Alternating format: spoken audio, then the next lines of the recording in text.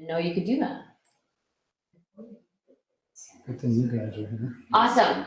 Cool. Thank you everybody for coming. This is our Talk on the Wild Side presentation series. We do about one of these every single month with different rotating guests. And so today we are learning about wildlife photography with retired DEC biologist Art Kirsch. Thanks. Awesome, thank you. Chelsea. Thanks everybody for coming out tonight. This is gonna be probably a little bit more than an hour, but we'll see.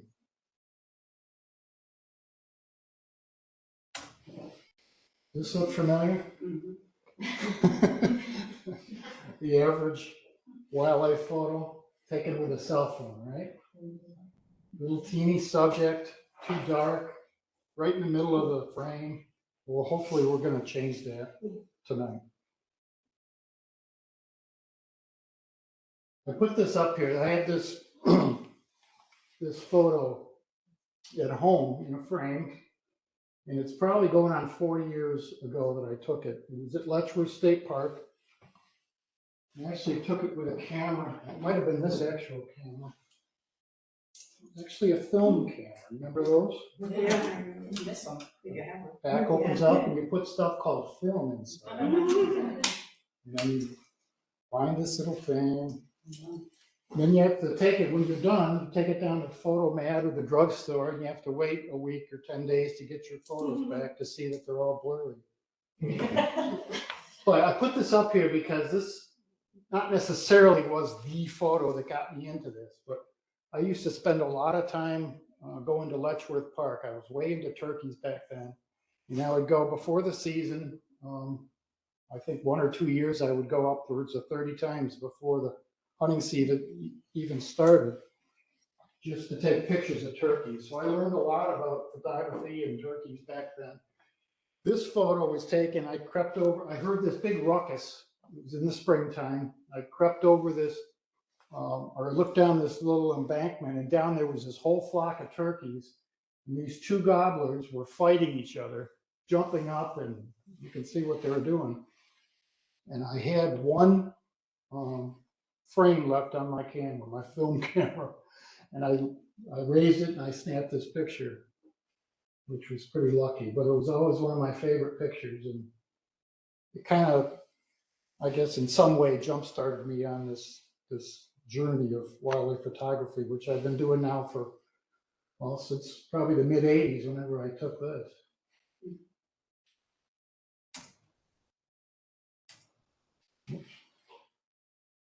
What makes a good wildlife photo? Let's look at some things. Could be an interesting subject like the snowy owl.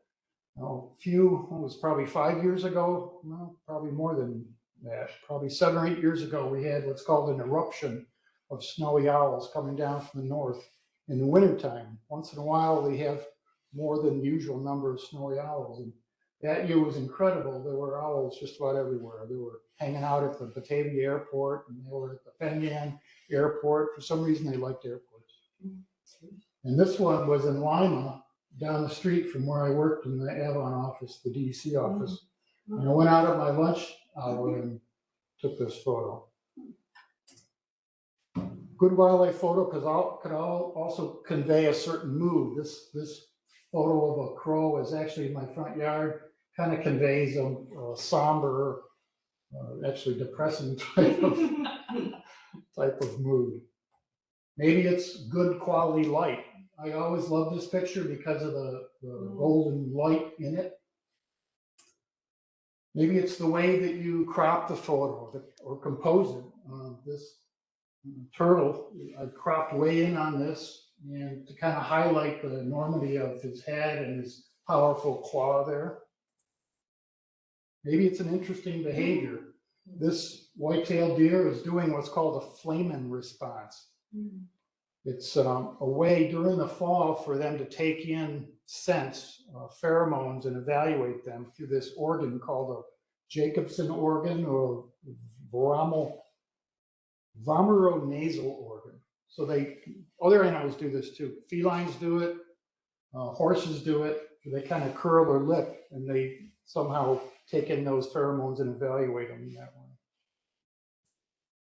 Maybe it's action, like this osprey that's closing in on a fish. You can see the talons ready to strike. Maybe it's humor. This is the funniest one I could find. It's really not that funny, but it's a male evening grosbeak. We've had a bunch of them hanging around our house all winter, which I don't know if I call them rare, but they're fairly rare this time of year, I guess. And we had a flock of upwards of 20 of them hanging around. This guy seems to love to do things upside down. What's the name of that bird? It's an evening grosbeak. This is a male. Oh, Maybe it's the technical attributes of the photo. I put this in there because I always liked it. You know, there's a nice background that's not too complicated. It's totally in focus, very simple. Maybe it's the technical attributes. I've been very into the technical attributes of photos. And you'll see later that you don't really have to be. Other people in your viewing public don't seem to care quite as much about the technical aspects, but I always enjoy that part of photography. Maybe it's color. This is a blackbirdian warbler. Warblers are out there this time of year. There's tons of them out there, but they're very difficult subjects to photograph because they're always flitting around and hardly ever stand still. I happened to catch this one. I must have taken probably 300 photos of this bird. Finally got one that was worth it. But most of all, a good photograph makes you feel something, right? When you look at it, you don't know consciously that you're feeling a certain thing, but it's something that just hits you, I guess. What does it take to be a successful photographer? Well, you have to have an interest or a love for wildlife. I'm imagining most of you do. That's why you're here today. Yes, you need basic equipment. We'll go over that. There's no two ways around it. You need to have certain types of equipment to be a photographer. Not only that, you have to be familiar with the equipment. It's not just good to have a camera with a million buttons and dials on it. You really have to know it in and out so you can free yourself to take photos. It's like anything. You have to practice the fundamentals before you can move on. We'll get into this a little bit. Hopefully we won't bore you too much, but you can't really talk about photography without talking about the exposure basics. I have 6 or 8 slides on that. This is very important that you know your subject. You know, where would you go to take pictures of a chipmunk? You don't go into an open field. You go into the woods. You have to know what time of day these things are out and about, and there's other things you'll see in a second. What I call the 3 Ps are also important: preparation, patience, and persistence. These animals don't just walk up to you the first time you go out. It helps to have an imagination when you're composing your photo and doing any post-processing. You obviously need a desire to take good photos. And yes, you do, unless you want to take the photos like the one I showed first, just about, I would say 99.9% of the photos you see published anywhere, whether it's Facebook, magazines, and good photos on the internet, these are doctored after the fact. And I don't mean that in a negative way, but they're post-processed to recreate more what the natural eye saw when you took the picture. And we'll go into that a little bit. So these are the things we'll cover. I read somewhere that it's important to have humor in your slideshow. So this is my humorous bunch of slides, so make sure to laugh. So these are the things we'll cover tonight. The stuff you need, how to use it, exposure basics. I couldn't find one with a picture of the guy's forward. Subject knowledge. You guys mostly probably remember The Wizard of Oz, right? Here's some trivia for you. Did you know, this is the actual words that the scarecrow said. You know there's 3 things that are factually incorrect with just that one sentence. First of all, it's not the sum of the square roots, it's the squares, right? You think of a right triangle, that's what they're talking about. It's a triangle with a right angle, right? So it's the sum of the squares. And it's not of any 2 sides, it's on the non-hypotenuse sides. So that's the second error. And then they talk about isosceles triangles. And yes, some isosceles triangles are right triangles, but not all. So there's three things wrong with that. So I guess he wasn't that smart. The three P's we talked about, this is the best I could do. Getting close. It's probably a bit too close. And post-processing. Get it? Those are fence posts. They're processing the fence posts. Sorry, that's as good as I can do. Obviously, you need a camera. You don't need 10 cameras, you just need one. You're probably not gonna, well, you probably can find these on eBay. And there is kind of a resurgence on film photography again. We're not talking about that though. This is your normal point and shoot camera. This is not what I'm talking about, although you can take wildlife photos with that. It's not the kind that are gonna be the most helpful for you. What we're talking about are either called single lens reflex cameras like this, or mirrorless cameras. We'll talk about that.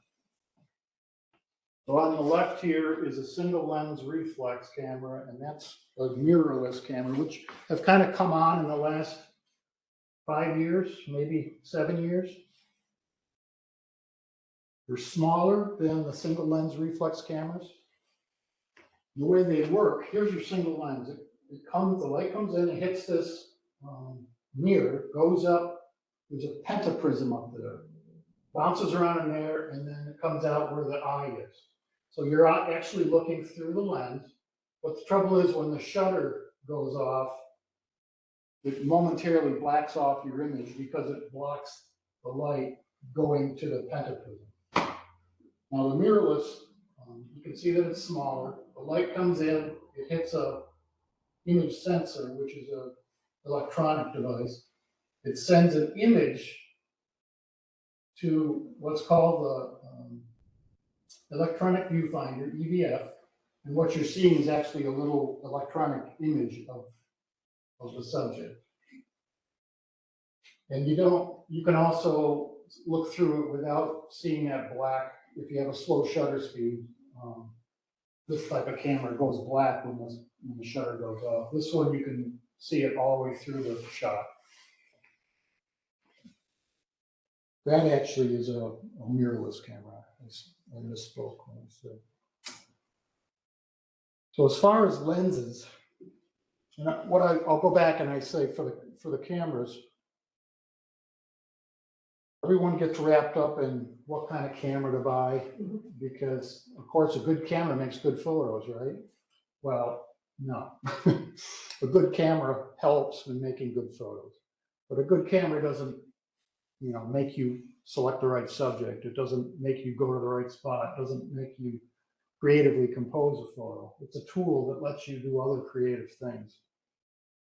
So if you stick with a name brand, then you'll do fine. This is a Nikon, there's a Canon, Sony's another big one. There's a lot of different brand names out there. You can't go wrong, depending on, as long as you get one that's fairly recent and not a film camera.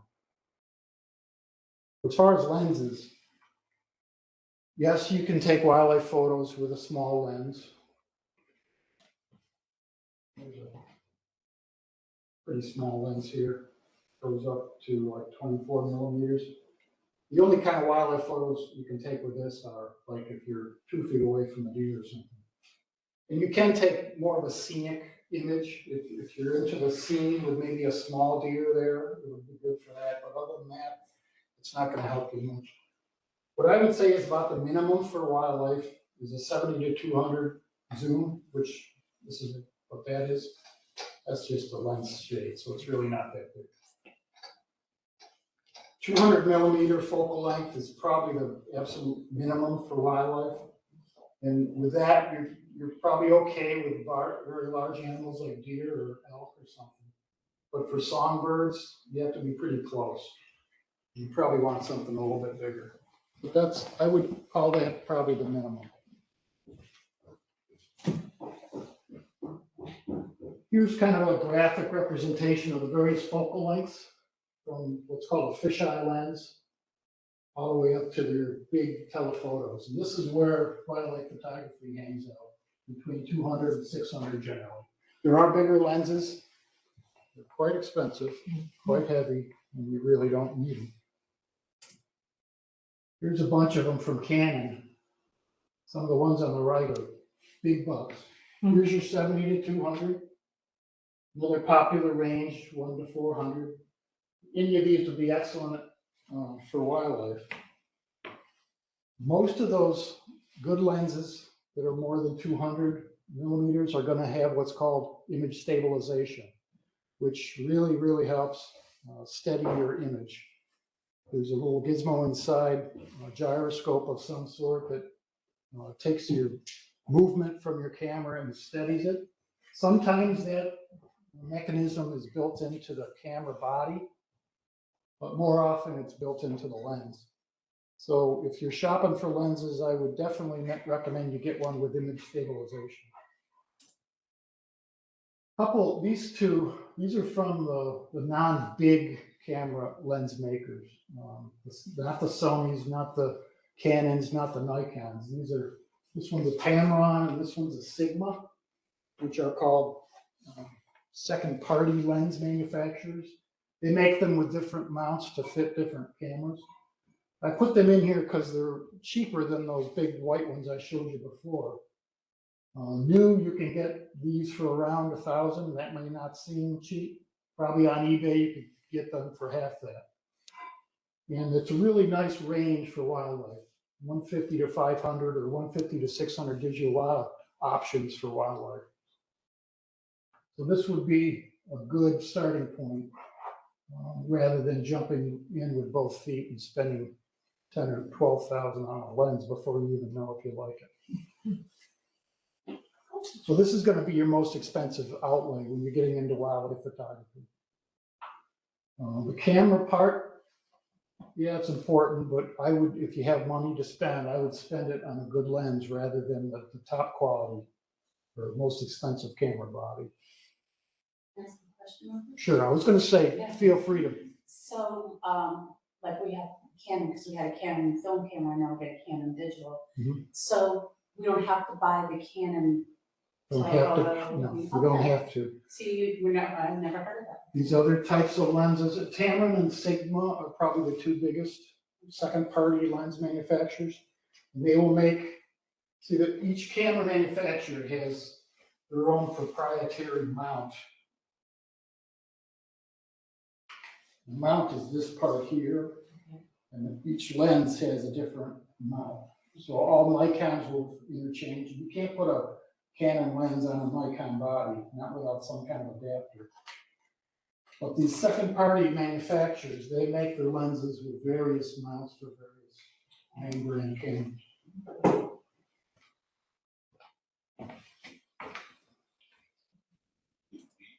What about some other stuff you might need? I have some things over here. I would basically say a tripod is mandatory. Although different photographers use tripods for wildlife at different extents. I hand hold lens quite a bit. This is a 200 to 600 lens, which is really nice size for wildlife.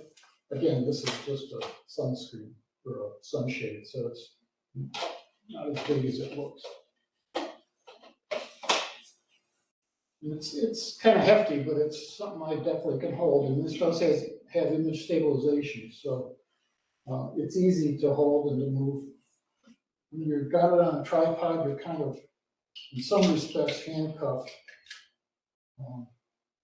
depending on what kind of subject you're shooting. If you got a subject that's relatively motionless, this is really good. Will that lens go onto a DSLR? Is it the same brand? Like, Yes. mirrorless? This is a Sony mirrorless. And if I had a Sony, I don't even know if Sony makes DSLRs. They probably do. It would fit that. Okay. And this is a battery compartment down here, just so I get more shots. Actually, I have big hands, and it helps me hold the camera.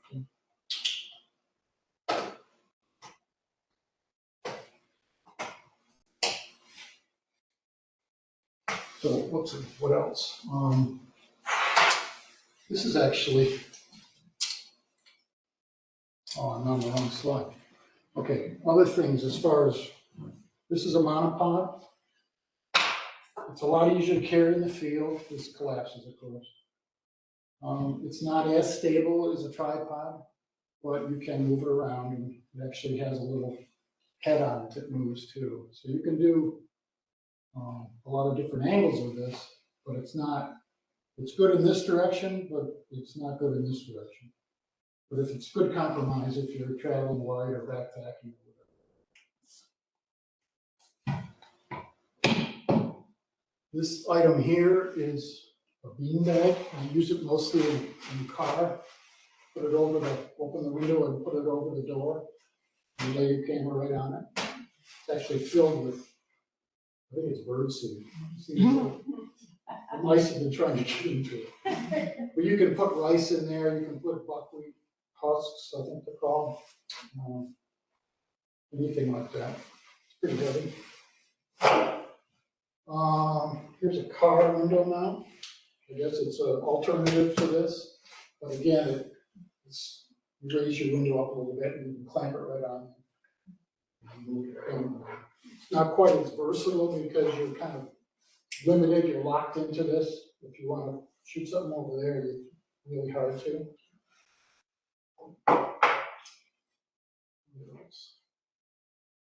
That's about it. So I would say support of some kind is pretty much mandatory, although you can live without it. If you do get a tripod, there's at least 3 main types of heads. What's called a ball head. That's this thing. Moves around. That's good if you don't have a super heavy lens. But this lens is so heavy, if I were to put that on there and don't have this tightened down, it's going to boom, flop down, and it could damage the lens, and it could actually tip over the tripod. So it can work for big lenses, but something like this is called a gimbal head. It's much better. You can see it attaches below the point where it turns. So no matter where you put it, it returns to normal. There's no such thing as it flopping down. Then you can move it around, you can point it in any direction. So you could follow a moving bird with it. Although if something pops up quickly over there, you can't really use it. But it's good. For a big lens, I would recommend this. You can get one of these from a cheap manufacturer for probably $100, and you can pay probably all the way up to $1,000 for the best ones. The one in the middle there is what they call a video pan head. I don't have an example of that here. I guess it's sort of like this window mount. And then it has a handle here. Kind of has the same disadvantages as the ball head, as it can flop down on you. Mostly these are used for video setups, not necessarily film cameras as much, like these two are.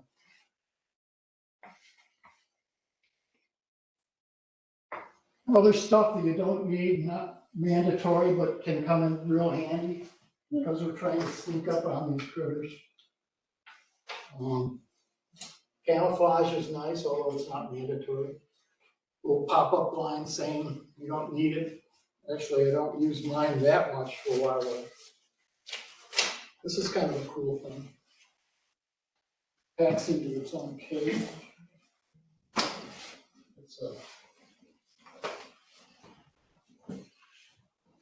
put it on, and it has a little mesh window that you see through. And has various openings where you put your lens through and everything. So it kind of turns into a portable blind. Obviously, it's a lot easier to carry than a big blind with tent poles and everything. A carrier of some kind, especially with a big outfit, is nice to have. I think this is actually this exact same thing. Put this on like this. This is pretty weighty. It's probably 7 or 8 pounds altogether. So it does tire you out. with any of these big lenses, I would refrain from holding the camera itself like this. It puts a lot of strain on that mount. Most of the big lenses come with a lens foot, which is a good place to either carry it or to mount it.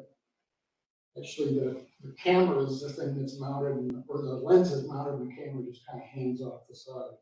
But this one has a little, you can walk around with it. Bring it up like this to shoot. Pretty handy. You can carry this around, but it gets really tiresome after a while.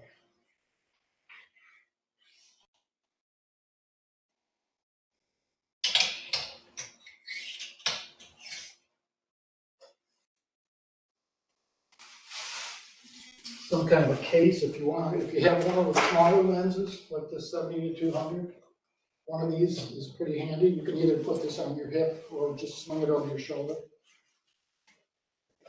If you're going on a boat excursion or anything like that, this thing you can carry all day. It does limit you, obviously. You can't take really close-up shots far away with it, but it's a nice travel lens.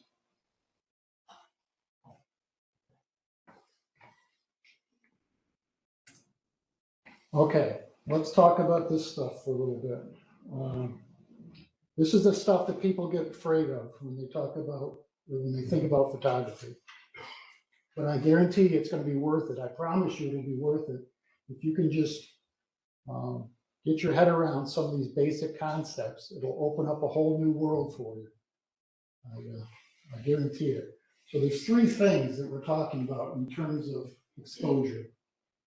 All exposure is the light coming into your camera, okay? And the quantity of light coming into your camera. There's three settings on your camera that govern the quantity of light that comes in. One is the aperture, the little diaphragm inside your camera. It can either have a very small hole, way up to a very big hole.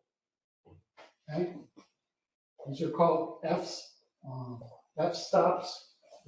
Don't ask me what F stands for, and don't ask me why a small hole has a big number and a big hole has a small number. It's just to confuse us. So keep in mind, or just remember that this obviously lets in much, much less light than this.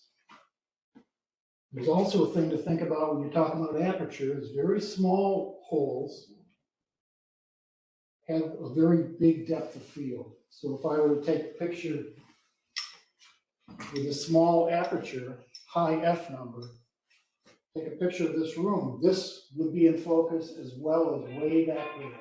So it has a very big depth of field. It's all in focus, okay? As you go smaller F numbers, larger apertures, that depth of field shrinks. So when you have a 1.4, which is among the largest apertures you can get in lenses, just this would be in focus. And you guys would all be worried.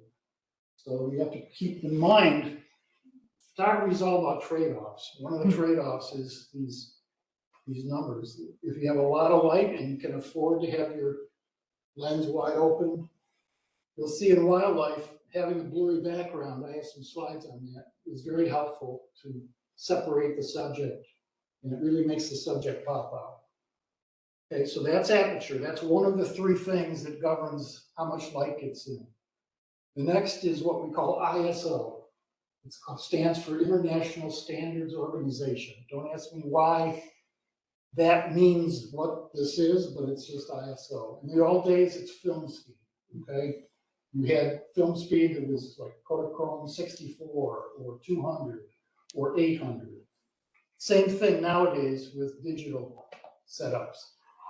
Low ISO numbers require, or let's see, low ISO numbers let in a lot of light. That's not true either. High ISO numbers you use when it's dark out, okay? These numbers you can use when it's bright out. It's hard to explain. So these really high numbers, and this is about as high as you want to go, ISO 12,800. This is, you'd use this in the dark, maybe a twilight, just from the first, when the light comes up, when it's pretty dim out. The bright of day, you want to use these other numbers. What also is important to consider with ISO is the lower the ISO number, the less noise. See these little dots that increase as you get up here? That's called noise or grain in the photo. And I have a shot that's going to explain what that is more. But the higher numbers introduce more of this grain or this noise. There are ways to get around that. But it's one of these trade-offs. Lastly, shutter speed. So how long that aperture is open to let light in obviously governs how much hits the sensor. So we have a very fast shutter speed. If it's really bright out, you can get away with a very fast shutter speed. Why do you want a very fast shutter speed? Well, it freezes motion. Well, if you have a hummingbird's wings, normally are blurry, right? Even to the human eye, but if you have a very fast shutter speed, actually you need it probably faster than 1,000, then you can freeze those wings of the hummingbird. These very slow shutter speeds allow a lot of blurriness. In your first photo with the turkey, it was really cool to see the turkey's wings like creating ripples. You know, so like it wasn't like the wings were crushed and captured in one single motion. Right. So is that kind of a reason, you know, an advantage? I can't say that for that photo I thought of all that. I just Got it. I shot with whatever settings were on the camera.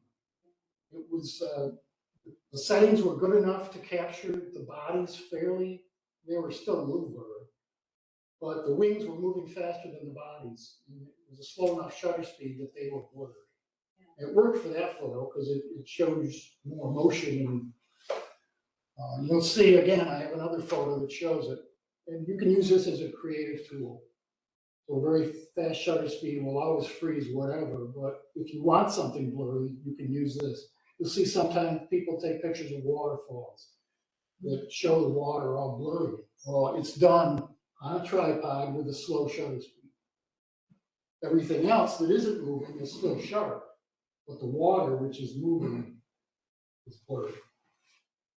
Okay, so those are the three main things that I would really ask you to try to master, the relationship between those three things. One other concept is the concept of a stop. Okay, a stop is a doubling or halving of the amount of light that comes in. So we saw these F numbers, right? Each one, so F 1.4 allows in twice as much light as F2, which allows twice as much as F2.8. So any two adjacent numbers is called one stop of light. You'll hear photographers talk about, well, I had to close my lens down 2 stops, or I increased my ISO 2 stops, or whatever. A stop is the halving or the doubling of the amount of light. In terms of ISO, the same concept. These aren't arbitrary numbers. These are actual numbers that all camera and lens manufacturers for all time pretty much have agreed on, that these are standard demarcation points in these various three things. So between ISO 1600 and 3200, this allows in twice as much. It's really sensor sensitivity is what this ISO is all about. So this ISO 3200, the sensitivity of that sensor in the camera is twice as much as this. And with shutter speed, it's pretty easy to see that 1/30th of a second is open for twice as long of a time as 1/60th of a second. The only change comes, it isn't exactly half, it's between 60th and 1/25th. It's just something that's kind of peculiar. Everything else is an exact doubling or half. So try to remember that concept of a stop of light. So these three things all come together to give you the correct exposure. It's an exposure that isn't too light or too dark. think this is the last slide about exposure. Now this little exercise that I'm going to show you will kind of illustrate the association between these three things. This is called the exposure triangle because it's a triangle. Here you have your aperture from wide open to what they call stopped down when you have a very small aperture hole. It's called an aperture that's stopped down. This one only goes to 16. We saw before that you have smaller holes even. The bigger apertures give you a shallow depth of field. That's to create something you can use to your creative benefit. The smaller apertures give you a deep depth of field. Shutter, we already talked about, goes from slow shutter speeds up to fast. Now you can get them even slower than 1/8 of a second. You can get them much faster than 1/1000th. This would allow for a blurry photo if you want it. If you don't want it, sometimes you have to deal with blur. Or if you want it sharp, you use a fast shutter speed. ISO goes from low numbers to high numbers. Film, or the sensitivity of the sensor goes up, but this introduces lots of noise. This is more clear, if you want to say that. Let's look at a hypothetical example where you have your camera set to f4. You have your shutter speed set to 1/125th of a second. And in this light situation, let's say you're going out in the bright of day, for that particular light condition, the camera is telling you you need an ISO of 800 to give you the correct exposure. Let's take that scenario and change things a little bit. Instead of f4, let's now close down the lens to f8. Same shutter speed, but now we've gone from f4 to f8. Remember, each stop is a doubling or a halving, okay? So f4 is double the light in as this. This is double than this. So this f4 is letting in 4 times more light than this. So that's 4 stops. I'm sorry, 2 stops, but 4 times. So it's 2 stops, same shutter speed. So to make sure that it's the same exposure, you need to increase the sensitivity by upping the ISO 2 stops, 1, 2. So the yellow and the white lines will give you the same exposure. Important concept to try to get your head around. I know it's complicated. I guarantee you if you can master this stuff, you're going to be well on your way. Let's look at one more example. I didn't finish it off because we're going to have some predictions here, but this is all again based on the white lines, okay? Same white conditions. Now we go from f4 to f2.8, so we're letting in more light. It's 1 stop increase. Twice as much light is getting in, but we're changing the shutter speed and we're slowing it. So twice as much light here is getting in. You got twice as much light here, twice as much light here. What has to happen down here? We're getting 4 times the amount of light in than the white line. So we can afford, I won't make you predict, we can afford to lower our ISO 2 stops 4 times down to here, which gives us a photo with less grain and noise, which is always good. See how that kind of works? And I can make a million lines all over, depending on what here and what there, and it'll give you a different thing. Your camera all does this automatically, by the way, unless you set it to manual. They say, master this and you've got it made. Let's look at some examples. First, we'll look at aperture. Again, is the depth of field, right? In this particular case, the depth of field is great. You have the brush in the middle in focus, you have the turkey in focus, you have the tree in the back in focus. The very back is still a little blurry. With a deep depth of field with wildlife, it can introduce distractions. I would say the brushing in the foreground is definitely a distraction. When you have a shallow depth of field, unfortunately with wildlife photography, you're gonna be mostly dealing with shallow depths of field because you want that aperture in your camera to be wide open and letting in the most light possible. Why? Because for a lot of wildlife photography, you're out there at dawn and dusk where animals are active when there's not as much light. So in this case, it kind of helps to have that restriction.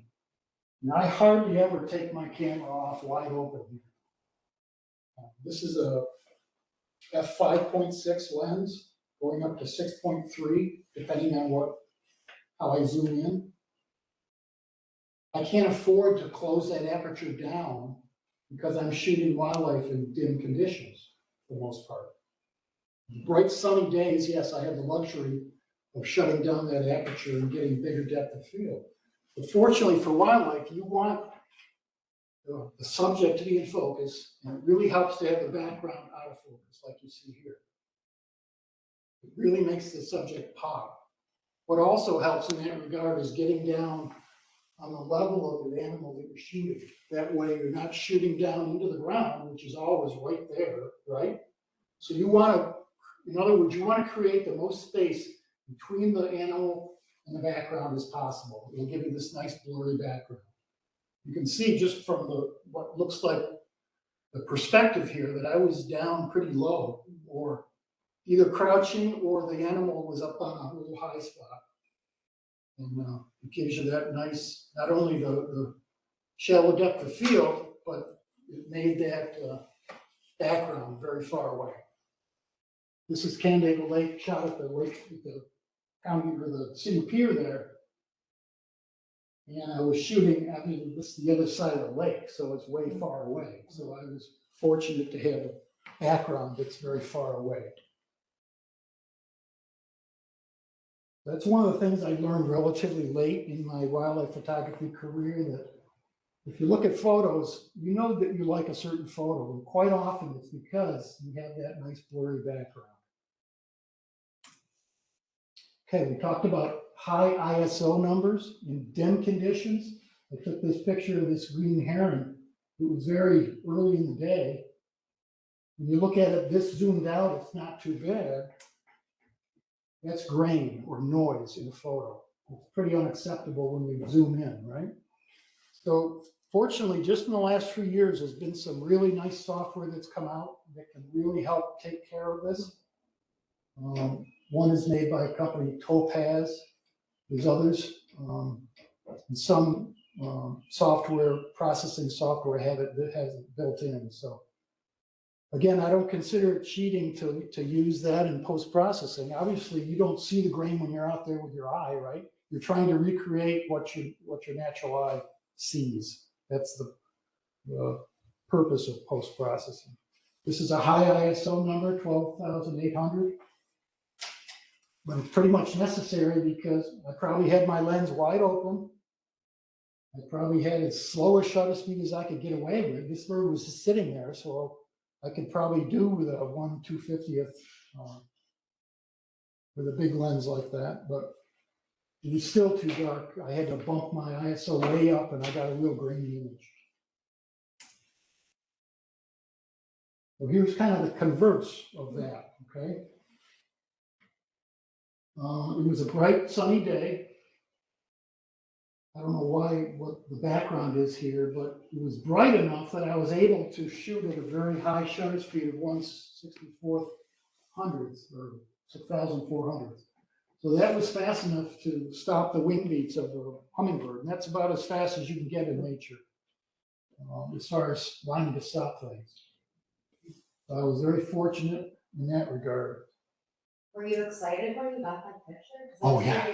Yes. I was very excited. Yeah. I was also excited that I got that background. I don't know what that is. I might have manipulated it to make the background darker. You can do that through a process called masking, where you just treat one part of a photo. Do you use an external flash by any chance? I don't use flash at all for wildlife. No. Well, here's another situation. It's not quite as fast as a shutter speed. It's 1/1250. A bluebird doesn't beat its wings nearly as fast as a hummingbird, right? So I was able to pretty much stop the motion with a slower shutter speed, but I still needed a fairly fast shutter, not only to stop the wings, but the bird itself going into the box.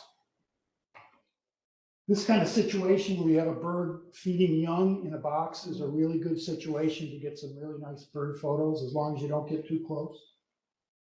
Because they're constantly going back and forth feeding. So it gives you a really good opportunity.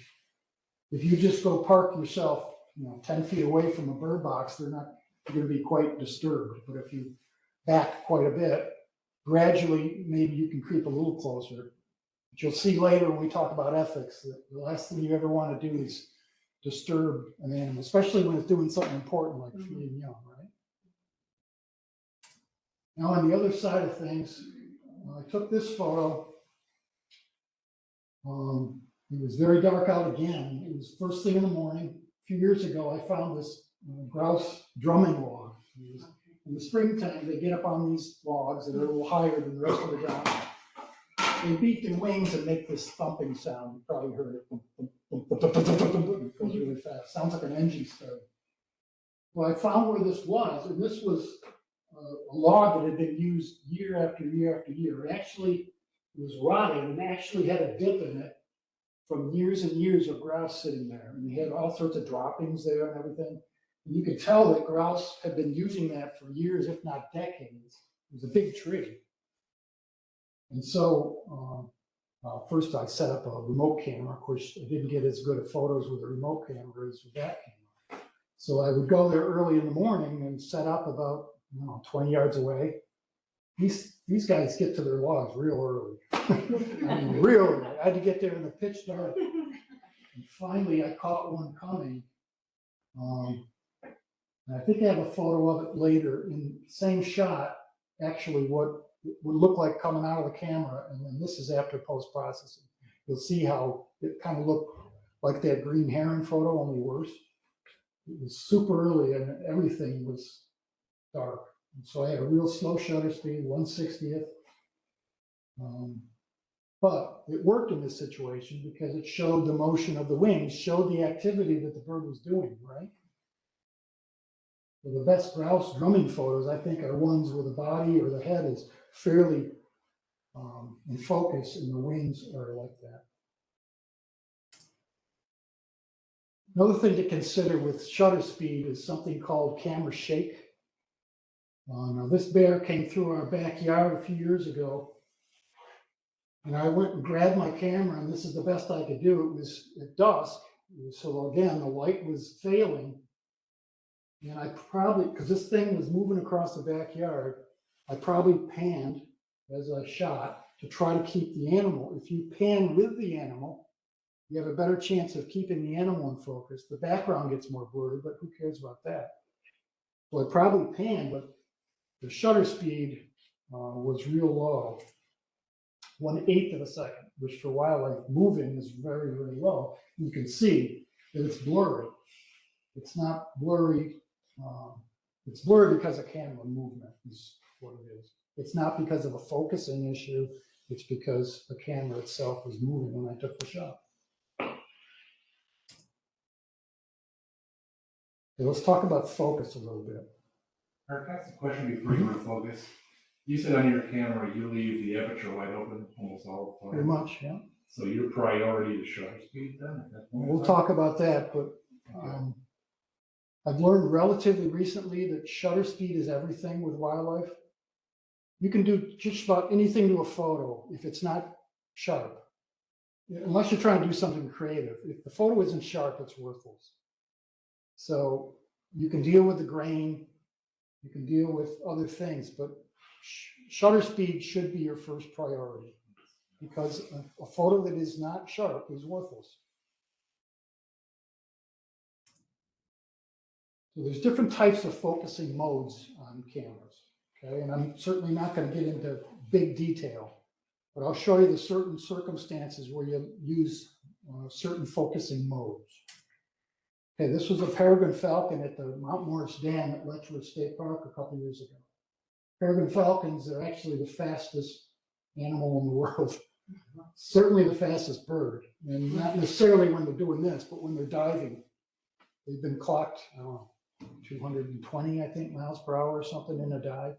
So they're literally the fastest animal on the planet. That's not something you can easily follow if you have a small focusing spot, right? So that's what the green represents, is a frame-wide focusing point. So this would be a situation where you'd use a full frame focus. Now, great blue herons are a lot slower flying, very slow. They're just moving, and they're just moving very slow. You can get away with more or less following the animal with maybe a smaller focusing mode like this one. It's not necessary to have a full frame because that does have its limitations. If there's something in between you and the bird, it might pick up on that, on your automatic focus. Most cameras and lenses are going to have automatic focus. And they're gone are the days when you're focusing manually, except some very limited circumstances. And something like a turkey that's standing there, you can afford to have maybe a spot focus where it's smaller. And of course, I'll talk in just a second about the head, and specifically the eye of the animal is where it's at with photos. So you can tailor your focus type for the type of animal that you expect to encounter. Now, if something pops up that you're not expecting, that's where your familiarity with your camera settings and your buttons and dials really comes in handy. If you're there focusing on a turtle on a log and a peregrine falcon happens to come by, you being able to switch from a spot focus to a full frame like that is going to help you get that shot. That only comes with experience and with knowing your equipment. Some of the problems I just talked a second ago, if you were to use, for example, a full frame focusing mode on this deer, but you had competing vegetation, it's going to focus on that. It's going to focus on the closest thing. It doesn't know, the camera doesn't know that you want to take a picture of that deer behind you. So it's going to focus, and then sometimes when this happens, it's very frustrating. You've got this beautiful buck back there, and you may only be there for a second, and your dumb camera is focusing on these bushes. It's nerve-wracking. Another problem scenario, kind of the opposite. Let's say you're going through the woods and you are taking a picture of a chipmunk, and you have a small spot focus. All of a sudden, this broadwing hawk who has a nest nearby is dive bombing you, which this one was. This is up at our camp. And you try to switch and take a photo with a spot focus. Good luck trying to get a bird that's coming right at you, dive bombing you in focus. So the focus locked in on something behind it, and you got that, which again is a worthless photo unless you're trying to illustrate focusing. I talked about the eye. It's not totally worthless, but a photo of an animal at medium or close range that doesn't have the eye in focus is pretty much useless. Okay? The first thing I do when I have a deer or something close by that I can physically focus on the eye, I do that. It's the first thing I think of. If I'm going into the woods and I expect to take a picture of a deer, or in this case, a red-tailed hawk that's on a deer carcass that I had a blind set up on, I had spot focus already programmed into my camera.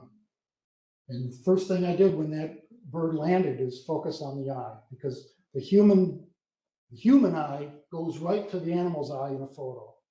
And if it's not sharp, the picture's pretty much useless. It just doesn't look right when the eye isn't in focus. You can have everything else out of focus. Even the deer, quite often I'll have the deer eye in focus, the nose, which is just here. Because remember, I have I'm keeping my lens wide open, so I have a very short depth of field. Quite often the eye's in focus, but the nose, which is right there, is a little fuzzy.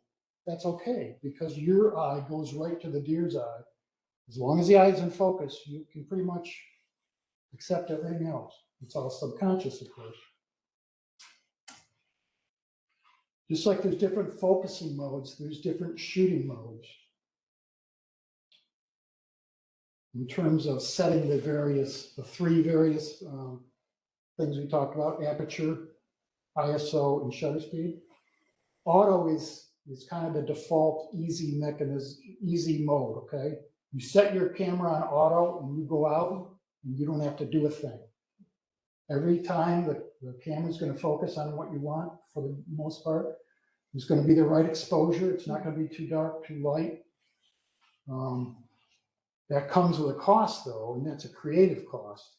If you want something, if you want to focus on specifically something there, or maybe you want a creative look to a picture, you can't control anything that's in auto mode. It's a good place to start, but for most wildlife, well, I would dare say all wildlife photographers never shoot in auto mode. If I were to pick up a brand new camera and somebody told me to go out 10 minutes and take a photo, I might turn on auto because I don't know how that camera works, but everything else is pretty useless for wildlife photography. And there's a thing called program mode where the camera automatically sets the shutter speed and the aperture. You set the ISO. So if the camera sets the shutter speed and the aperture and you're looking through the camera and it looks dark, well, you can bump your ISO up to make it look right.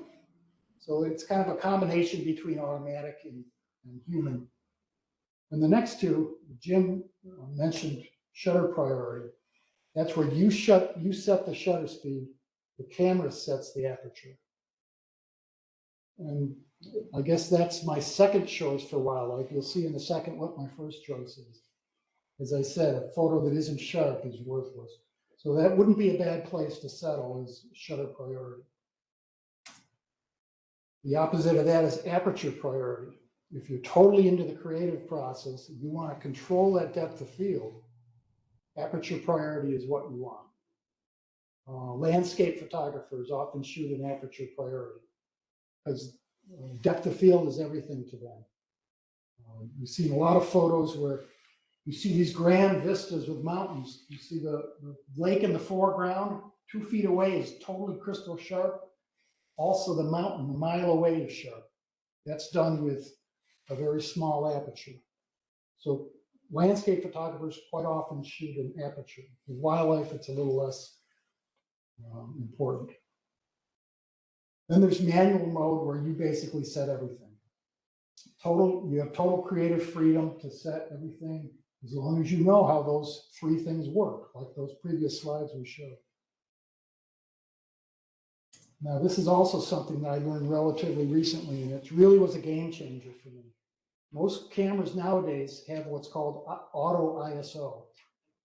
So I shoot in manual with auto ISO. And what that is I set the shutter speed. Again, I consider the shutter speed the most important thing. And that I tailor that depending on what subject I'm shooting. If I'm going out for deer, I may have a relatively slow shutter speed. If I'm shooting flying birds, I want it higher. So I can just reach up there and manipulate my shutter speed. My Sony camera is right there. I can just put the shutter speed where I want it. The aperture I already said pretty much is always wide open on my camera, unless I'm trying to do something creative or I have so much light that I have a choice in my depth of field. Pretty much always open, so that's not something I have to worry about. And the auto part is you set what the top or what the limits are of the ISO that you're willing to live with. And then depending on the light conditions, the camera picks the lowest ISO that still gives a good exposure. And when I learned this, it was really a game changer because, as I've said a million times, shutter speed is where it's at. All I think about when I'm out there is what shutter speed do I need? Yeah, you have it as low as possible to get the shot you want because you want the most light into your camera. It's all about light. But there's certain limits, and that's, again, knowing your subject, knowing how fast your subjects move, what you can get away with a shutter speed. I will say that the longer the focal length of a lens, the quicker the shutter speed, if you're hand holding, needs to be. Because as you're looking at longer and longer lenses, it's like looking through a binocular. it's easier to see shape and movement. So the longer the focal length, the quicker the shutter speed needs to be. But this was really a game changer when I learned about manual with auto ISO. You might be scared of the word manual because that means you have to know about everything. But with wildlife, it really boils down to just picking your shutter speed. It really is helpful. I've alluded to several times, whatever you do, it's really important to know your equipment. We talked about condition where you're out there for one type of animal and another animal pops up. You want to be able to set your shutter or set your aperture or your ISO.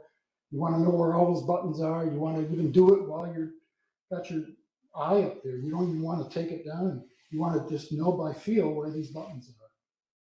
Maybe it may look real complicated, but I guarantee you spend a little time getting familiar with your camera.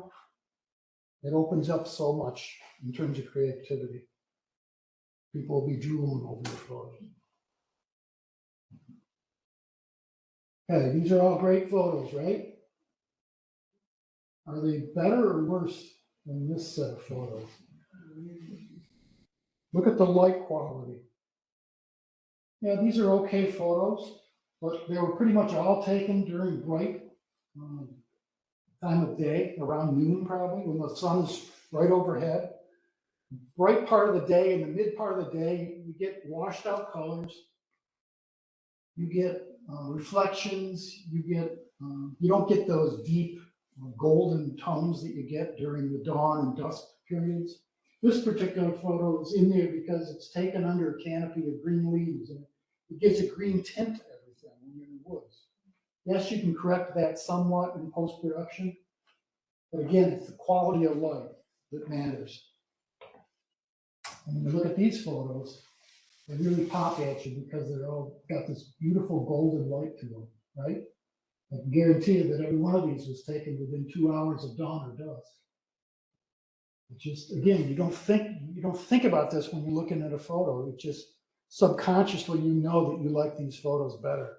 You don't really know why, but it's one of those things that really, really helps. I mean, there's a lot of professional photographers that will just pack it in at 10 o'clock and go home, and they'll go back the last couple hours of the day or night.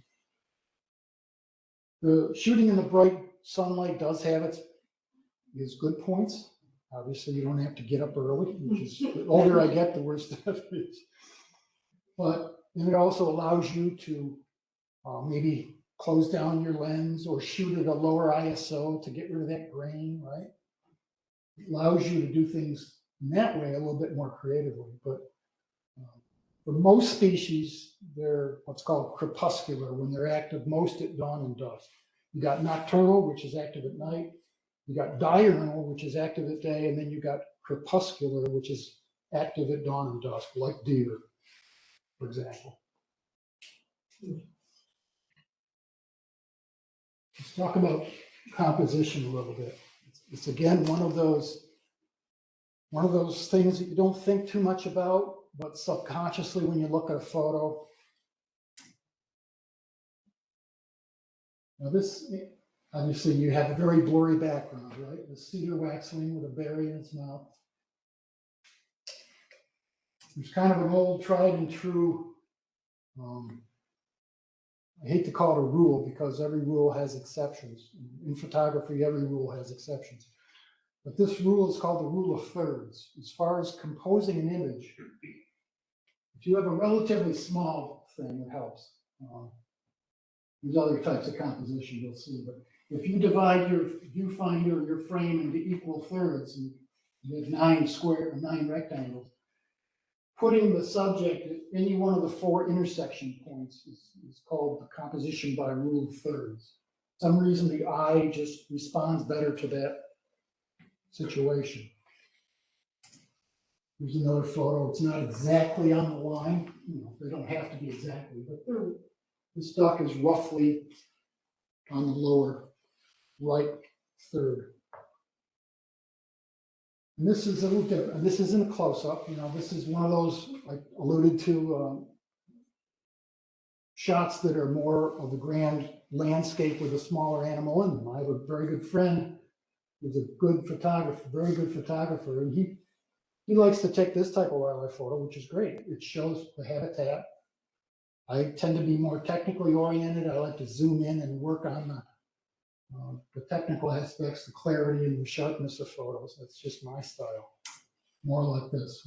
It's just front and center. Your animal is right there. Something like this, I don't worry too much about the rule of thirds. Pretty much, it's right in your face.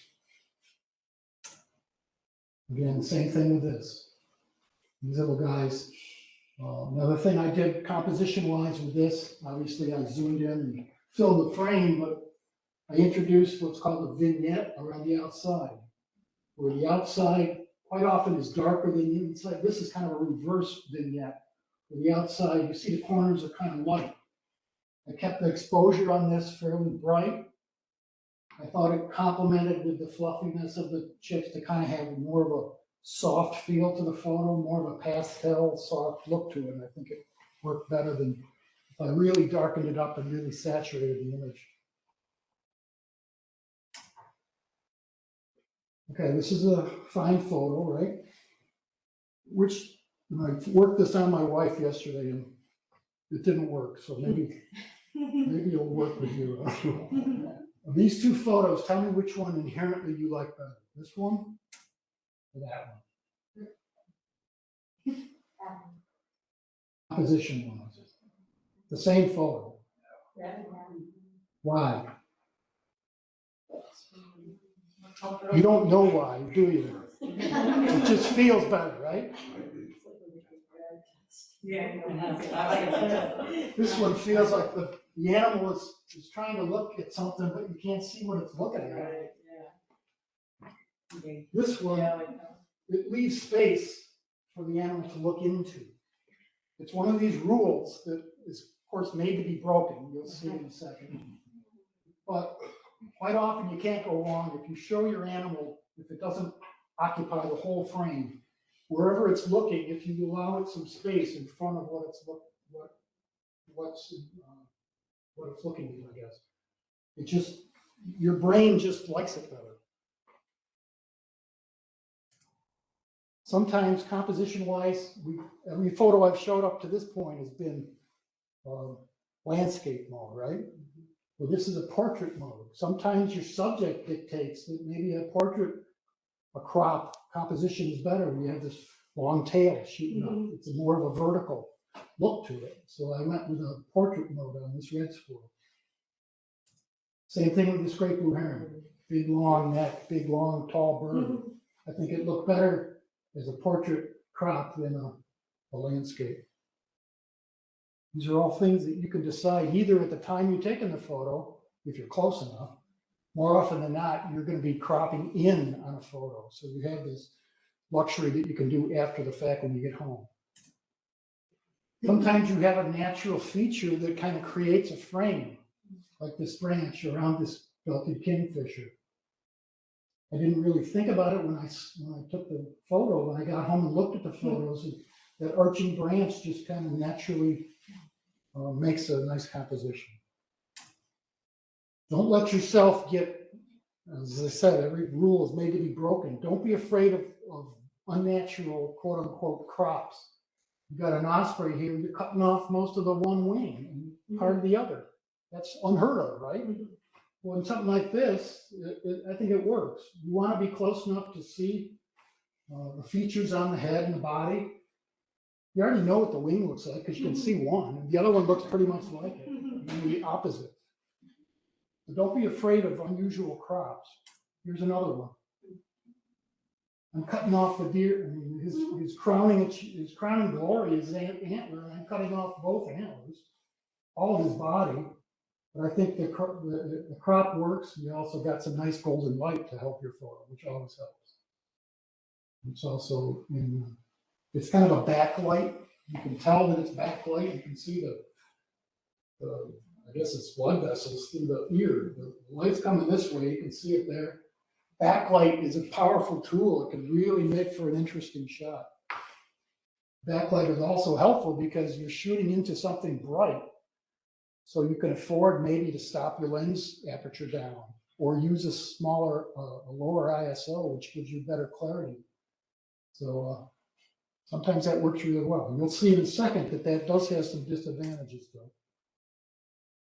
Okay, let's talk about something called white balance.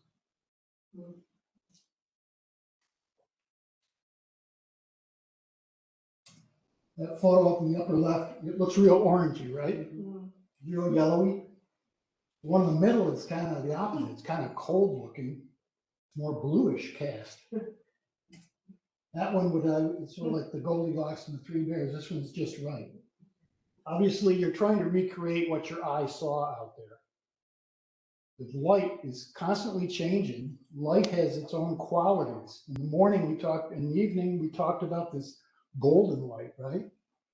The bright part of the day is harsh and bright. If it's overcast, that often brings out good colors because it's not, the light isn't washing out the colors and reflecting. So if you want the best colors in a photo, actually going out on a cloudy day or even a drizzly day, the colors really pop on those types of photos. And this is part of photography that has really been tough for me to master, this white balance. You can set your camera to various white balances. If you go out on a sunny day, there's a sunny setting where it would pretty much work. If you go out on a cloudy day, when things look a little cooler, you set it to a cloudy setting and it kind of warms up that view a little bit. There's the thing called auto white balance, which is a good place to start. I don't know how the camera does it, but it evaluates the light coming in and it sets the right white balance. And pretty much it's usually on, pretty close. But this is another thing you can set when you're doing what's called post-processing at home. You can change the white balance to make it look just the way you saw it. It's tough for me because the more you look, if I was to look at this photo for an hour, and only this photo, my eye starts telling me that it looks good. And then I come back to it the next day and man, what am I thinking? It's terrible. But your eye can be fooled on things like white balance. I'm always constantly, the best thing I can advise there is always, especially if you're publishing a photo, putting it on Facebook, making a print, whatever. If you're working on it, come back to it the next day. See what your feeling is the first time you lay eyes on it the next day. That often that gut feeling is going to be your best indicator of the white balance being off or not. So in the long line of things that your camera can do, it can also automatically give you the right brightness of a photo, okay? Your light meter in your camera tries to make every shot you take the same brightness level. And that brightness level is called 18% gray. That's where 18% of the light is reflected back. I don't know if you've ever seen what's called a gray card. Photographers hold up what's called a gray card. This one has 3 different ones, black, white, and gray. These are both 18% gray. The camera is always the camera figures that, assumes that you're always taking a picture of a scene that's generally even, right? And so more often than not, if it makes that brightness of that scene look at 18%, it's going to be good.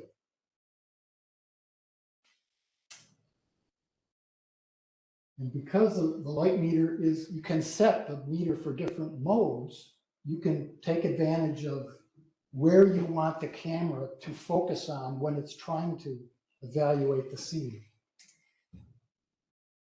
This is what a Nikon camera more or less looks like when you're in what's called a evaluative or matrix mode. This is a mode where it's taking in pretty much the whole frame. So it's trying to average the whole frame into an 18% brightness.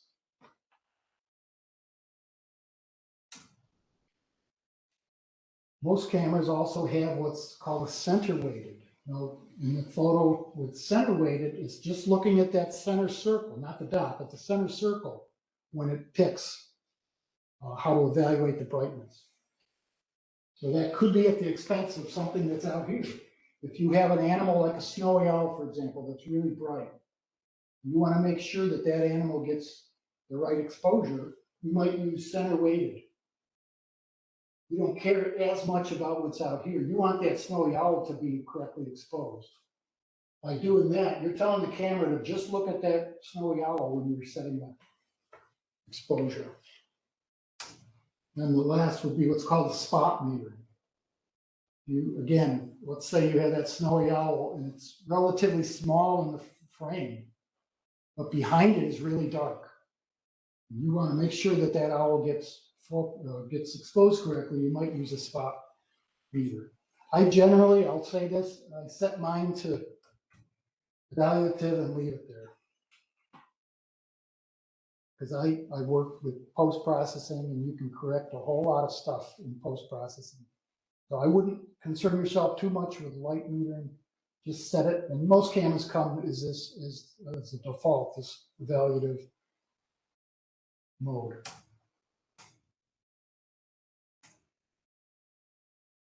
One last thing on exposure, I think it's the last thing.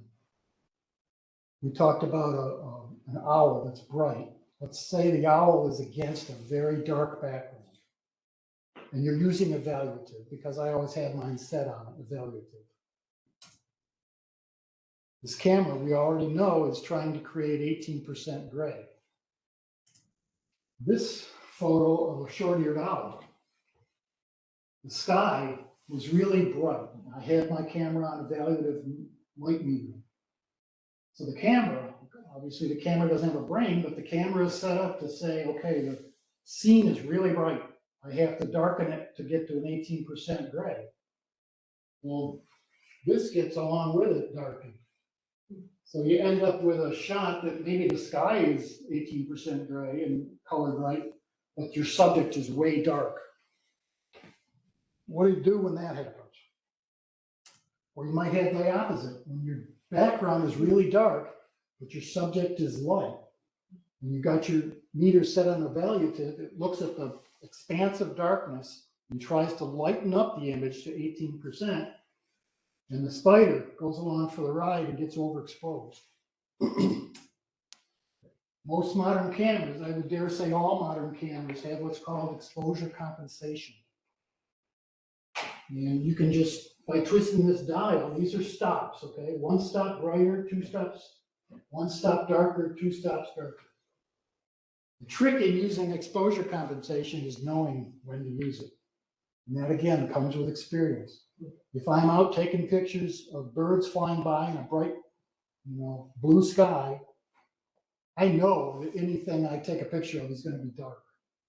So I automatically will reach down and put up a stop, maybe a stop and a half brighter, or maybe two. That way I take a picture of that flying osprey or whatever it is, that'll be exposed correctly. The background might be too bright, but I can always, most times, fix that in post-production. So it's a real important, it's a real valuable tool. But again, the value comes in knowing when to use it. Probably the most important thing in wildlife photography is knowing your subject. You may think you just wander out and take pictures of animals, but you go out and want to take a picture of a deer in the mid part of the day, good luck. I mean, they're back in the woods somewhere, bedded down in the shade.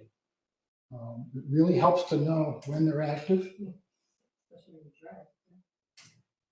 What times of year can they be found? Obviously, a lot of birds migrate. You go and try to take a picture of a warbler in January, good luck. Around here, anyways. When's the breeding season? A lot of interesting behaviors occur during breeding season, especially with things like deer and turkeys. Not only that, but animals are more active at that time, so you have a better chance of encountering them. Quite often, they're doing activities that take their mind off of you as a photographer. I don't know how many times I've seen maybe a buck, or not a lot of times I've seen bucks fighting, but let's say a gobbler comes in displaying to a hen or something, or to your decoy, his mind is on that and gives you more leeway to move and to compose your shot. So not only breeding season has more interesting behaviors, but individual animals lower their guard as far as your tolerance. What type of habitats? This is really important. Do I, if I want to go out and take a picture of a duck, do I go into deep woods with no water around? No. If I want to take a picture of a muskrat, do I climb a mountain? No. Where and how do they feed? Much of the animals, because their requirements are food, water, and shelter, much of their activity is centered around feeding. And again, it's a good place to take pictures, but you have to know what they feed on and where those things are. This is a big one, especially when you're setting things like shutter speed. Are these fast-moving animals or slow? Am I taking a picture of a painted turtle on a log or a peregrine falcon? They require two different shutter speeds. Again, you want to maximize the amount of light getting in your camera. You can take a picture of a painted turtle with a 0.002 of a second shutter speed, but that's going to introduce that ugly grain in your photo. So you always want to get as much light into the camera that will satisfy your needs for the photo. And that need is primarily sharpness. Are these spooky animals, or are they, you go into a city park, I wouldn't say that a gray squirrel would be a very hard subject to get a close photo of, but they're much more wary in the open woods where they're not, where they don't see humans all the time. So different animals have different tolerances for human incursion. They'll let you get closer. Some animals will let you get closer than others. It helps to know which animals are which. This is a big one again, especially with animals that have a good sense of smell or sight. Deer have excellent senses of smell. Their sense of sight, not as good. Their sense of movement is big, but as long as you're motionless, you can get away with a lot. But you get downwind, or you get upwind of a deer. I don't care if you just took a shower and sprayed your clothes and all sorts of stuff, they're going to smell you. And deer, probably a primary sense of protection comes from their nose. Turkeys, they don't have any sense of smell. Most birds don't. If turkeys could smell, you'd never get close to one because they have among the best eyesight in the woods. Their hearing is top notch, but they can't smell worth a darn. It helps to know what senses you can exploit.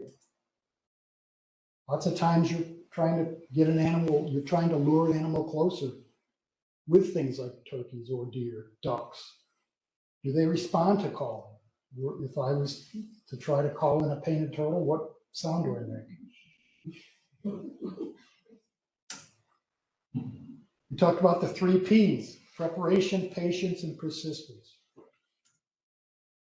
Are your batteries charged in your camera? Do you have all the gear you need? Are you dressed for the elements?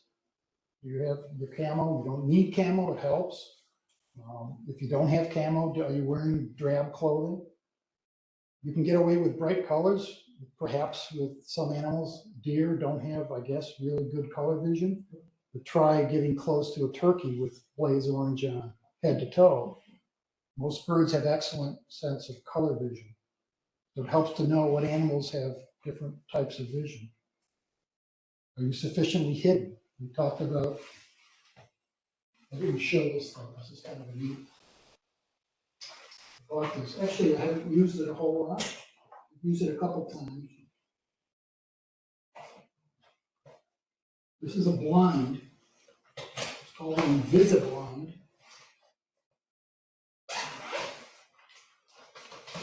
I haven't used it a lot because you have to carry this big thing around the room.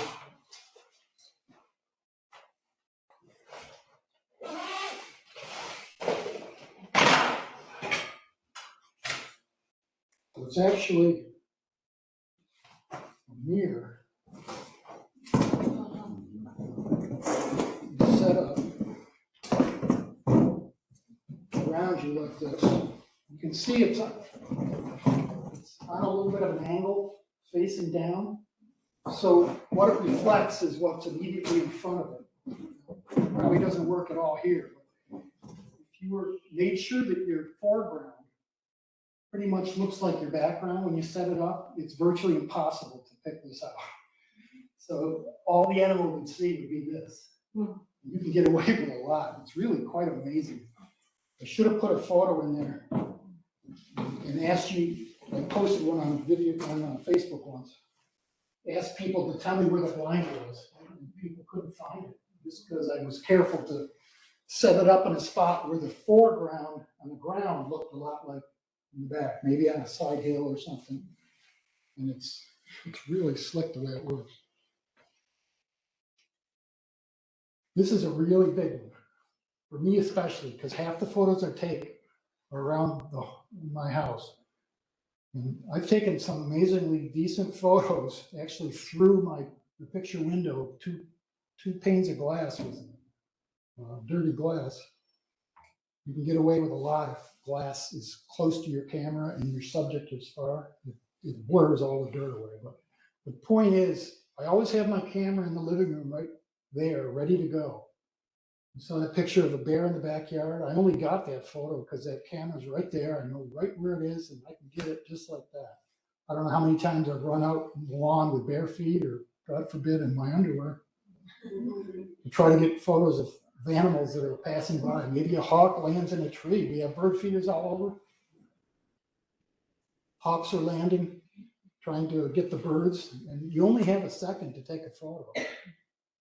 It's like you gotta clean your windows regularly too. That's hard. But it really helps to have everything at hand, and not only at hand, but set your camera to with the settings that you're most expecting to use it.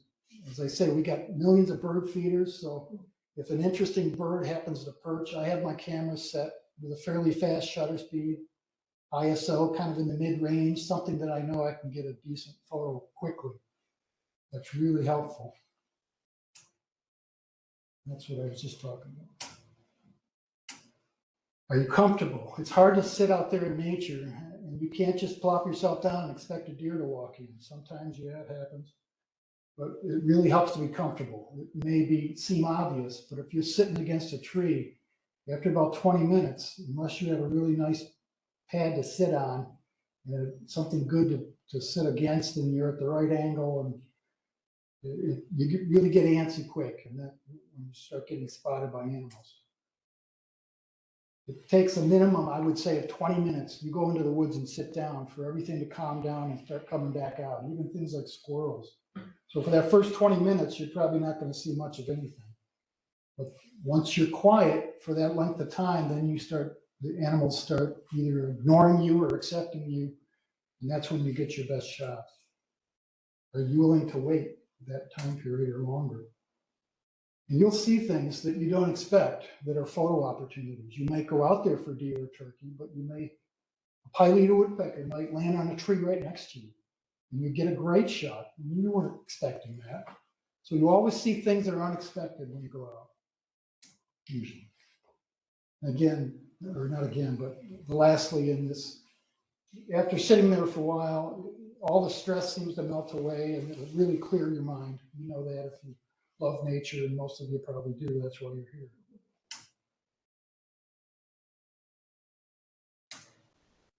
Okay, all these photos were taken from the method, or by means of the thing that's highlighted here. So I took this photo I talked about before. I shot a deer, and I like to take the rib cage of the deer after I butcher it and put it out back. I either set a game camera on it, see what comes. In this case, I set up one of those pop-up blinds. I got a whole series of great photos of two red tails, probably a mated pair, that came in and were feeding on this. So this photo was taken from that. This is a big one. Use your car as a blind. You know, most animals, you pull up in a car, a lot of animals don't care. The second you open the door, they run, right? Deer, for example. How much time during the day are you in a car, or during the week, or whatever? If you're serious about it, especially if you have a long commute or something, bring your camera with you, put it on the seat next to you, set it for the settings you think you're going to encounter.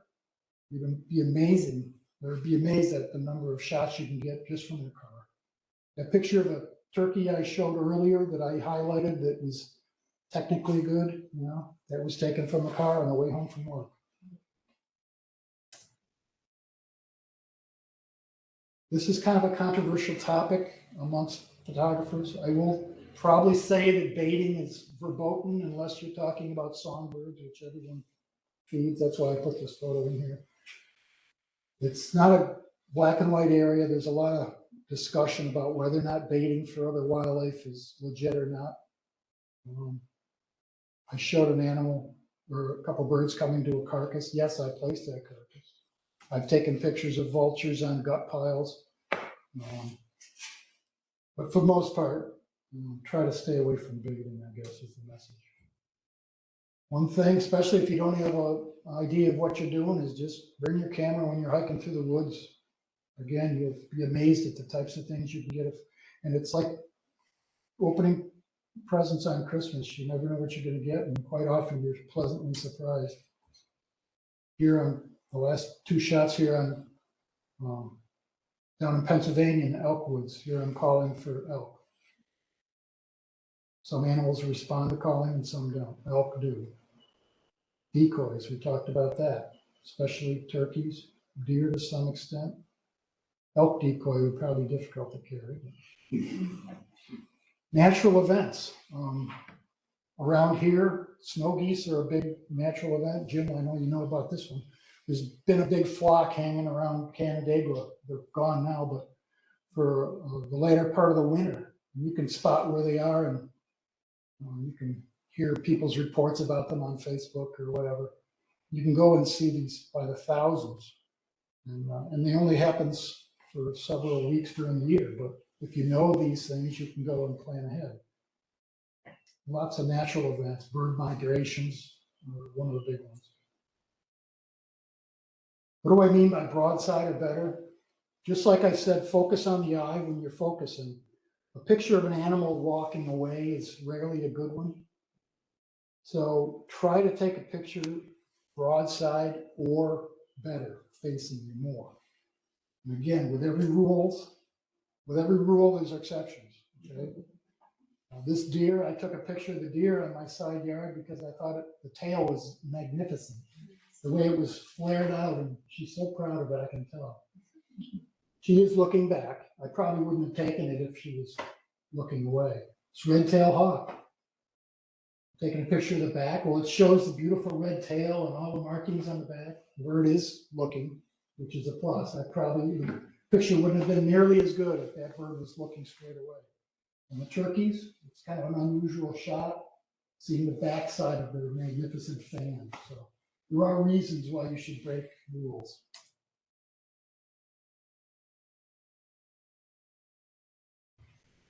As far as file formats, you've all heard of JPEG photos, right? JPEGs are what mostly you take, well, all the times you take on your cell phone. JPEGs are different than RAW. A RAW file is what all wildlife photographers, for the most part, use. A RAW file is a file type like a JPEG, but a RAW file includes all the data. It's uncompressed data, it's unprocessed. Every bit of information from every pixel on your sensor is kept and retained. With JPEG, you're taking a picture and the camera is compressing. The camera is changing, dumbing down, if you want, that photo. JPEGs have a much smaller file size. They're easier to share, so there are advantages to them. But RAW photo formats contain the most data, and most mid to upper level cameras are going to be able to shoot in RAW. It's called shooting in RAW. Allows for the greatest flexibility after the fact when you get home and edit your photo. The downsides are RAW files are larger. So if your computer is old or bogged down with stuff, or you're trying to uploading a RAW file isn't going to work. But let's say you're downloading it from your camera to your computer, it's going to take longer.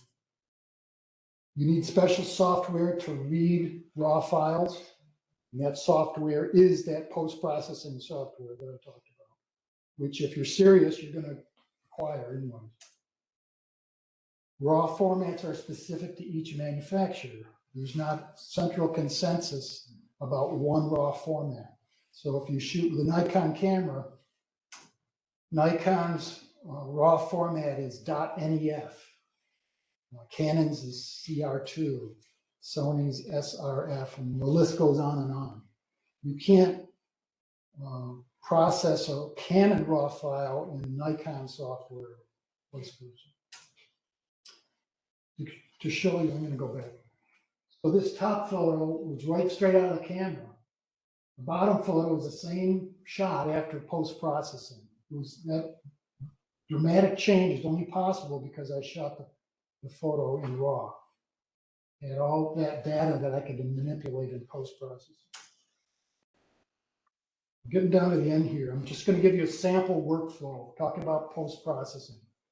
As I said, 99.9% of photos you see out there, good photos, have some processing going on. So if you really want to take your photos to the next level, you're pretty much going to have to get into post-processing. You know, it sounds terrible and all, but all we're talking about really is a few things, and I'll show you. So here's a photo straight out of the camera. It's kind of dark. It's kind of got a greenish tint to it. That's the second thing wrong with it. I like my close-ups, so it's kind of, the bird is kind of far away. So typically, what would I do first? I crop in. Got a nice tight crop, but it's still kind of dark.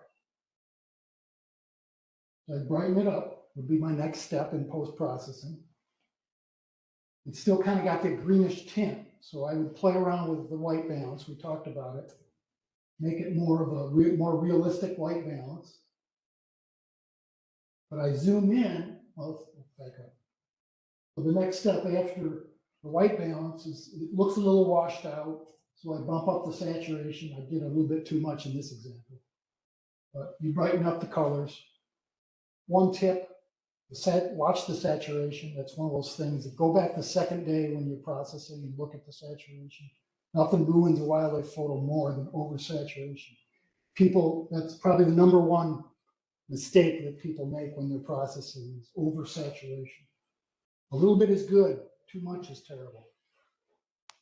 So let's zoom in. You notice that the eye is a little soft. It's not really out of focus terribly. You probably wouldn't notice it at a distance. But I'm a stickler for the technical details. So in my software, I would make that a little sharper. But you still see that there's a lot of this grain, right?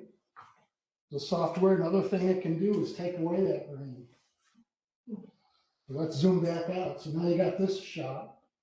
Now for the last icing on the cake, I like to do this. We talked about the vignette to highlight the animal. Add a vignette. Darkens the outside, keeps the centers, it kind of focuses that eye on the bird. You look at without the vignette, with the vignette. Again, it's one of those things you don't notice consciously, but it just makes the photo look better. So you end up with this out of the camera, and this you post to Facebook. That's on the RAW. I'm sorry? That's on the RAW. Yeah, that's using raw files. It allows you to do that amount of. Now you can post-process a JPEG image, but not nearly to the extent as a raw image. You can change the saturation, and you can certainly crop in. You can change the white balance, but you can't do things like too much, like change the graininess. And I have a question. Mhm. If you want to send that out to print, do most printers accept the raw format file? well, that's a good question. When I'm raw format can't be looked at on Facebook or by a printer. Raw files always, before you get them to their final result, change them into JPEG. So the last step when I'm in my software, and again, I'll mention this software that's probably used by 75% of wildlife photographers. It's called Lightroom. It's an Adobe product. It's a super program. It's not nearly as complicated as Photoshop, which is also an Adobe product. But Lightroom lets you do everything you want to do. It's fairly easy. Good thing about it, it's also good for organizing your photos. It's got a whole suite of things where you can give them certain names. You can put keywords so it makes them easy to search for. I have 20,000 photos in my Lightroom catalog. If I didn't keyword all of them for this, I put blue-winged warbler. Is that what this is? I put blue-winged warbler, I put warbler, I put springtime, I put home because I took this at home. And later on, I go type in blue-winged warbler and all my blue-winged warbler photos show up. It's amazing for keeping track of your files. So Lightroom, unfortunately, like most things nowadays, it's a subscription service. So it's like $19 a month or something. But if you're serious about wildlife photos, it's excellent. Let's look at one more example of a before and after. Here's that same shot of a rough grouse. Terribly, terribly green, terribly dark. Colors terrible because it was first thing in the morning. That's what you can do in post-processing. Again, I don't consider that cheating. You hear people downgrade, downmouth Photoshop. Your eye didn't see this. Your eye didn't see the grain. Your eye is amazingly good at making sure the colors look the way they should, even though, yeah, it looks dark.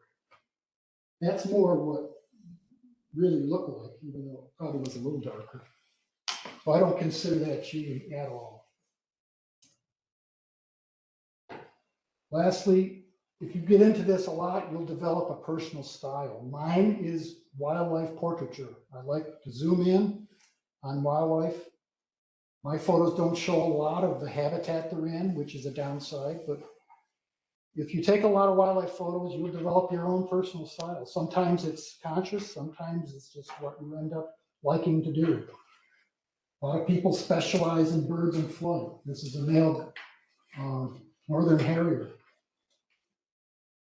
Birds in flight is a big thing. A lot of people like dramatic editing. This is a Pennsylvania elk. It's got a very dramatic black and white edit to it. We even talked about black and white. It has its place creatively, obviously. This is a type that my friend might take. It shows more of the habitat. The subject is smaller. Is it that important to focus on the eye of this deer? No. You probably physically couldn't even at that distance. That's not the point. You don't go to the eye, you look at the whole deer in this shot. This shot, the eye better be in focus. Actually, when I took this, it was bigger. I cropped way in on this one, but the conditions were such and the post-processing allowed me to do that because I sharpened the photo. I got rid of the grain. There's things you can do when you crop in. That's one of the benefits, I guess, of buying a camera that's this fancy camera. It's got more megapixels. It allows you to crop in more. But the post-processing software is so good nowadays that you don't have to do that. Maybe you're good at what's called composite photos. This is a photo I took. The background is a stock background off of Photoshop. They give you certain backgrounds, and you can put them behind. The birds were all in focus. I really darkened them. I put a background behind it. And isn't that a cool shot? Unfortunately, I didn't take it as is. And I always would tell the viewer that I did that. It's kind of a no-no to make it composite and pass it off as your own. But it really looks cool. Here's a yellow warbler. Right in your face, zoom in. That's the way I like them. That's the kind of shot you can get this time of year. Very quickly, because we're running out of time, way out of time. This wouldn't be complete without talking about ethics. Wildlife conservation should be your aim. Always portray that animal in the best light. Don't, do artificial things to make it do things that it wasn't doing naturally. Be always mindful of where you are and doing things in the right way from a conservation perspective. Certainly cause no harm to the animal. Nesting season, stay away. Don't get overly close. You can tell when an animal is agitated. Back off. Okay, it's not good to introduce yourself into their personal space, so to speak. Know the rules. There's laws sometimes governing approaching animals. For example, a nesting bald eagle, by law, you can't get within 500 feet of the nest. It's a federal law. Not that a shot of an eagle nest from right underneath the tree would be worth anything. So there are some advantages to backing off, but there are some laws that govern these things. Certainly don't trespass. Goes without saying. Just because you see a unique animal out in the field doesn't give you the right to park your car and go out there. Respect landowners. Quite often, with the advent of the internet, everyone knows where there's an interesting bird or the latest sighting of some species. Everyone flocks there, and you'll see 20 cars parked along the road.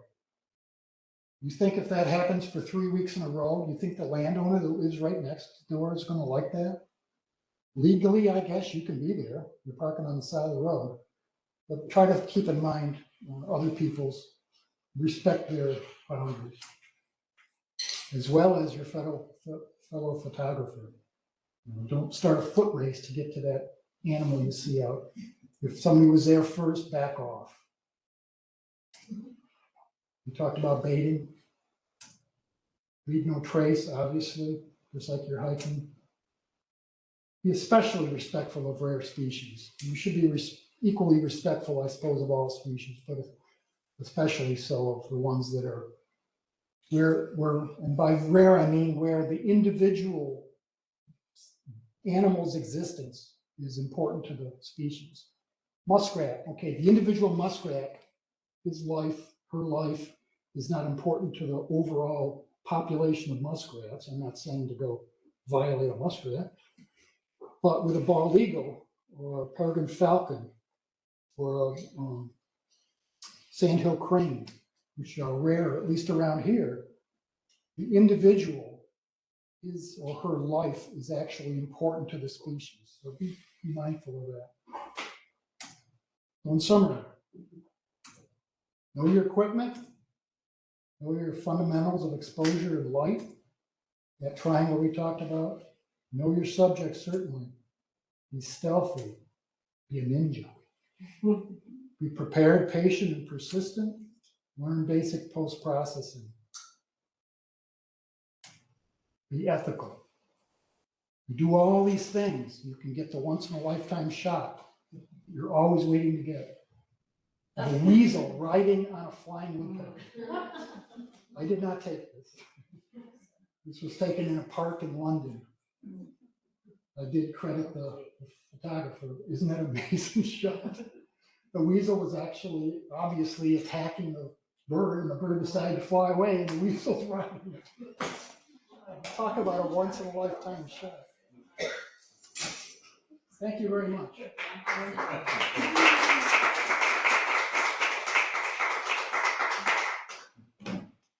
Any of you have any questions on anything photographic? Certainly contact me at that email. You can find my photos at that address, I guess, in Facebook. You just type that in. Do see, if you wanted to switch from a digital camera to a 35 millimeter type, to get a mirrorless one. What? A mirrorless. Mirrorless? Yeah. Like if you wanted to. Yeah. What about it? That's what you recommend to purchase? You're just as good. These are a little small. Uh-huh. So they're a little smaller footprint and lighter and smaller. So they're easy to carry. Yeah. Not a huge difference between the two. Plenty of photographers still use DSLRs. Yep. Yeah, I think that's good. Yeah, that was very interesting. Something to improve our skills here. We are gonna put this recording on our our YouTube page, just the Mueller Field Station YouTube page, so if there's Okay. anything that you wanna go back and revisit. Okay, that'd be good. That'll be out sometime in the next couple of days. Thank You can go you. back and Nice. revisit, Yeah, That's valuable. Thank you. yeah.